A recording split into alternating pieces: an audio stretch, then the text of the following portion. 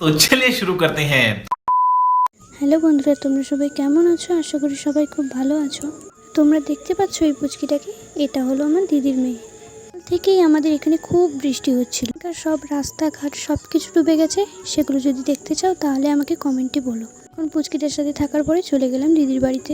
ঝুলন একাদশী আর সবার বাড়িতে গোপালকে দোলানো হবে। বাড়িতে আমি চলে গেছিলাম গোপালকে দেখতে। তারপর আমি ছটপট করে দিদির সাথে চলে গেলাম ছাদের উপরেই এসেই দেখো জানলার পাশ দিয়েই শুনটা দিয়ে দেখো নিচটা কত সুন্দর লাগছে।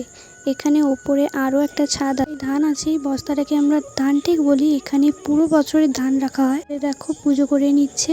তো দেখো কাকিমার এখানে পুজো কমপ্লিট হয়ে এসেছে প্রায়। আর তোমাদের আমি একটা কথা বলতে চাই, দেখো আমি ফার্স্ট টাইম একটা ব্লগ ছাড়ছি, যদি কোথাও ভুল হয়ে থাকে তাহলে ছোট্ট বোন ভেবে আমাকে ক্ষমা করে দিন। আমাদের বাড়িতেও গোপালকে দোলানো কমপ্লিট হয়ে গেছে। তো এখানে দেখে আমাদের বাড়িতে দোলানো কমপ্লিট হয়ে গেছে, তাই জন্য আমি দৌড়ে দৌড়ে কাকিমার বাড়িতে গেলাম। আমি কাকিমার বাড়িতে গিয়ে গোপালকে একটু দুলিয়ে দিয়ে এলাম।